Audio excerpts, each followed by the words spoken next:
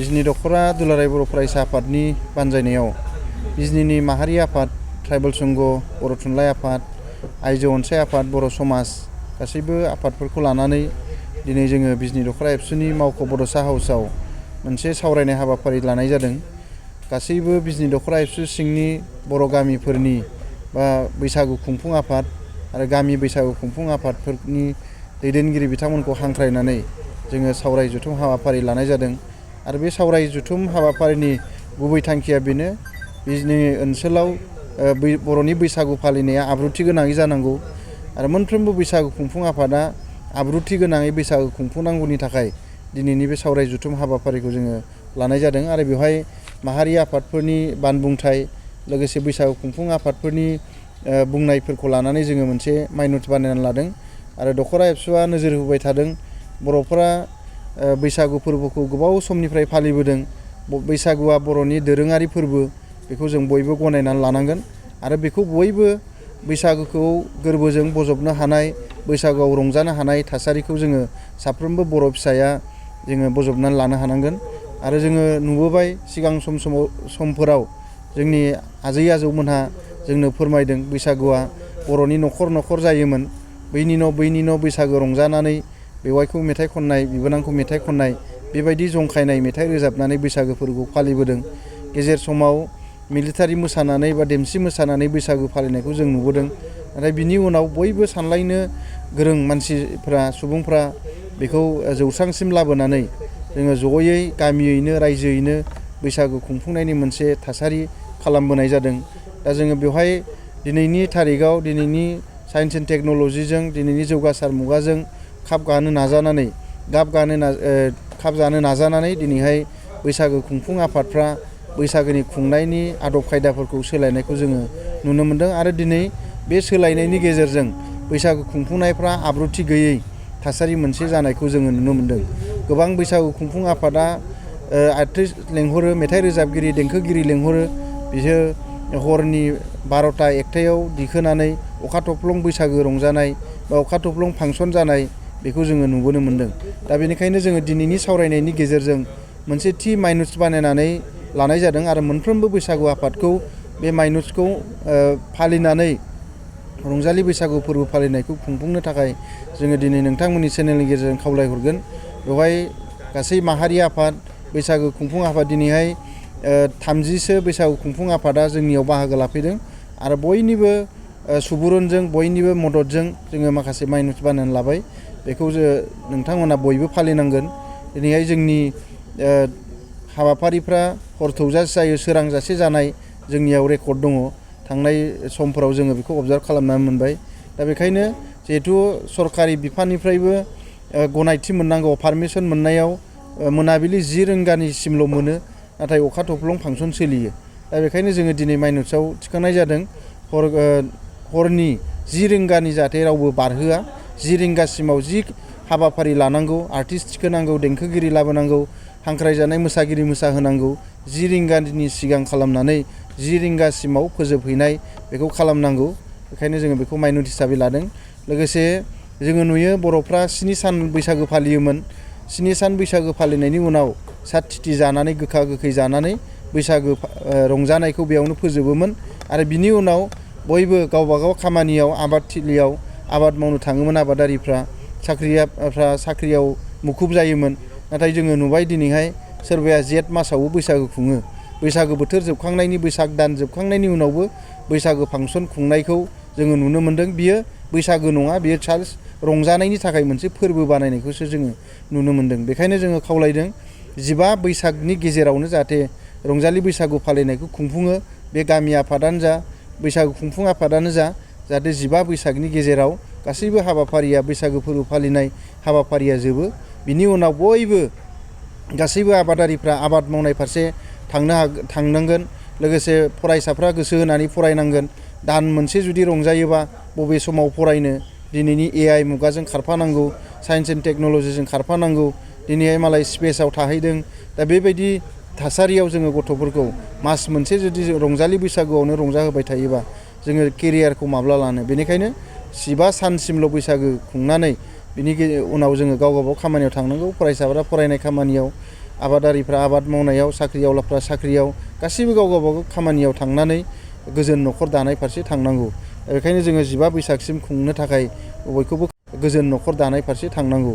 बेखायनो जोङो 15 बैसागसिम खुंनो थाखाय बयखौबो खावलायदों आरो बेखौ माइनर हिसाबै लानाय जादों।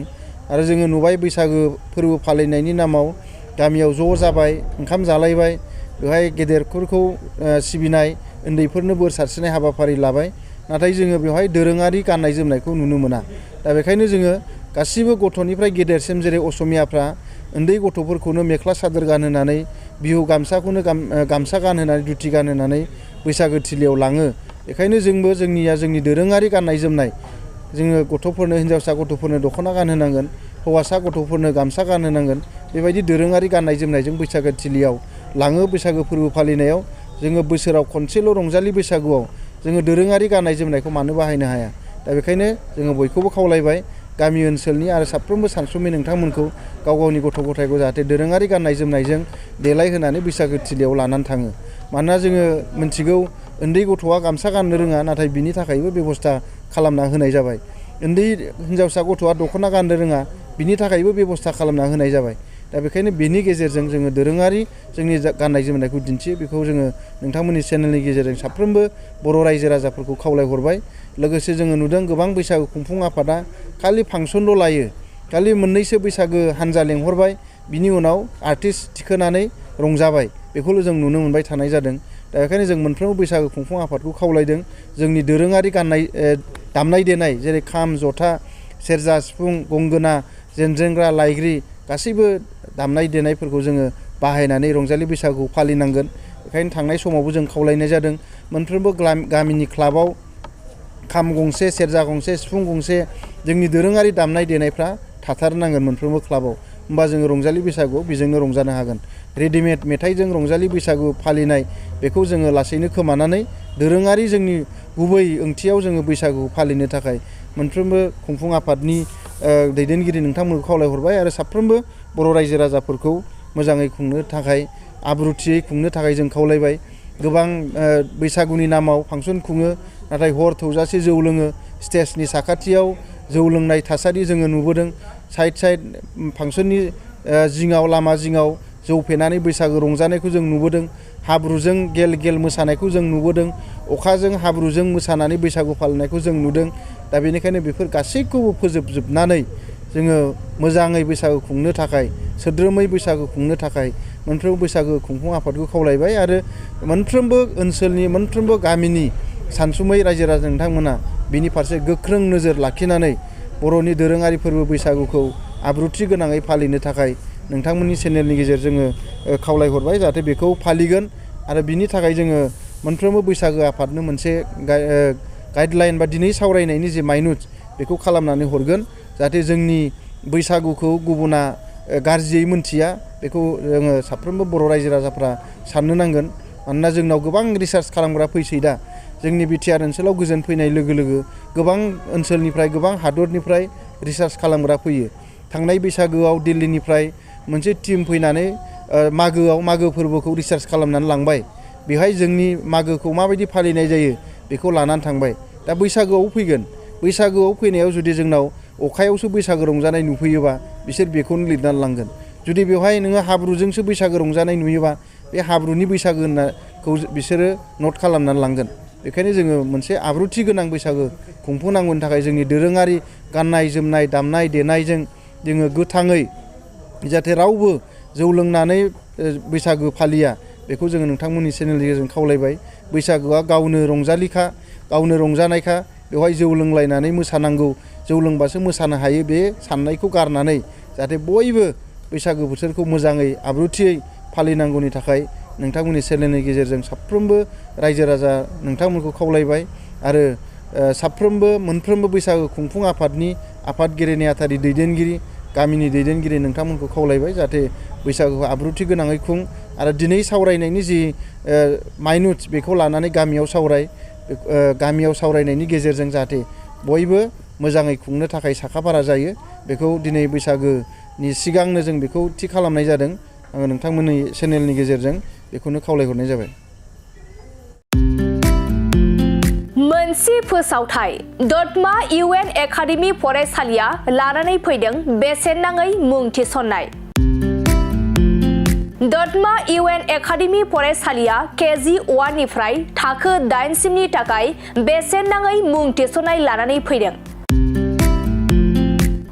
UN एकाडेमि दतमा फरायसालिया KG 1 निफ्राय थाखो 8 सिमनि फरायसाफोरनि थाखाय बेसेन नाङै मुं थिसननाय होगासिनो दं। बिथराय आरो फाइलिनि थाखाय फर्म बिलाइनाय आरो मुं थिसननाया सोलिगासिनो दं। बे बेसेन नाङै मुं थिसननाया मार्च दाननि 31 अक्ट'आव जोबथा सान आरो हिनजावसा आरो हौवासाफोरनि थाखाय हस्टेलनि फेसिलिटिसबो दं।